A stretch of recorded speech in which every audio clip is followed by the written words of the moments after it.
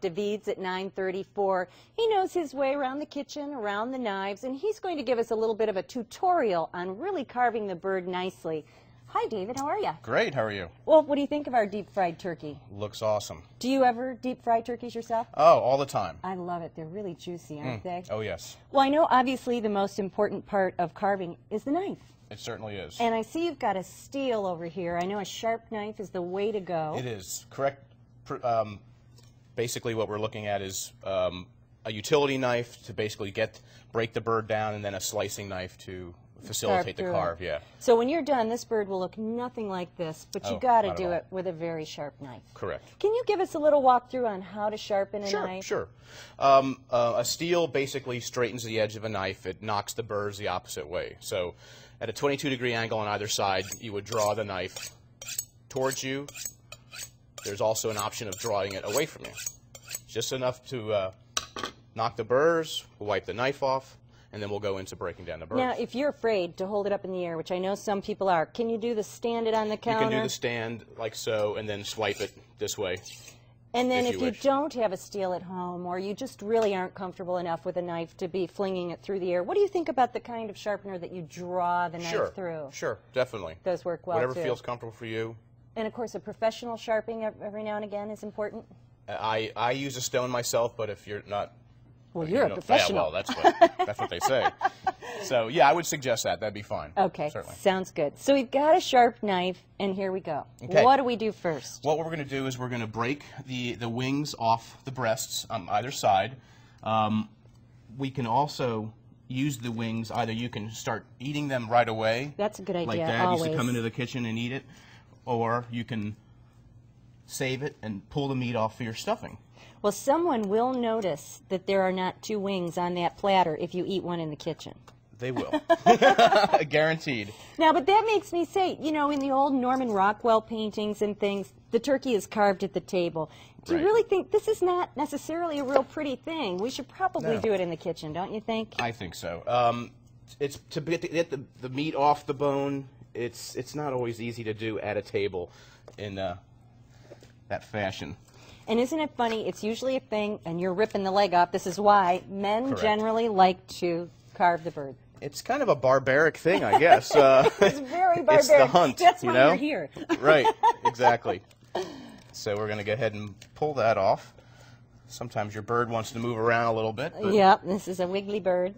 And then what we're going to do is we're going to break the dark meat away from the white meat. And just like so. Now, at the restaurant, you're probably not frying birds, you're roasting them. Correct. And you said that you do that a little bit differently than we would do it at home. Yes, in a restaurant situation, when we're cooking an average of 22 turkeys that are 20 pounds each, what we would do is we would break the dark meat when it's raw away from the white and cook them at separate temperatures and separate times. So that's the way that everybody gets the meat the way they want it done. Because by the time the white meat is finished, the dark meat isn't done all the way. Right. So you end up having to put it back in the oven like that. So everybody wants to get the wishbone out, so we're going to carve along the plate. And the plate is? The breastplate on either side, like so. And we're going to go down. Can you see how juicy that is? Mm. Oh my gosh. Very good. So we separate one side, like so. I guess we could just do one, huh? Sure. Or should I just do both? I think do both. Okay. And then whoever gets to have the wishbone gets to make a wish. That was always such a big deal when I was growing up, and my kids loved the wishbone too. Oh, yeah. Then what do you do with this part? You're picking it apart for leftovers. What do you like to do with that? I like to finish my sauce with it. I would scrape any of the meat off into either stuffing or sauce, giblet gravy, and or submerge it in stock to cook it to finish your sauce. And then turkey sandwiches next day. What's your ideal turkey sandwich? Cranberry mayo. Yeah.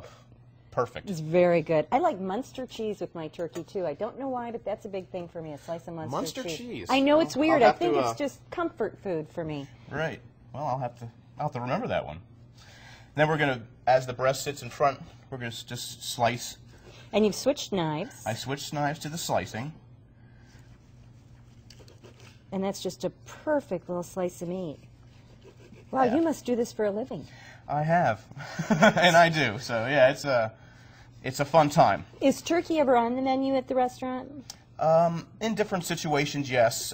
Not so often, but I might have to try a fried turkey at the restaurant. There you go. I bet it would go over like hotcakes, and you will have us to thank. Exactly. Now, I know that one of the stuffings that you do for a turkey, it sounds a little bit crazy, but honestly, it is delicious. It's a Dorito stuffing. Yes. Base is a bread stuffing. It's a 3-type bread mixture with sage sausage and Doritos.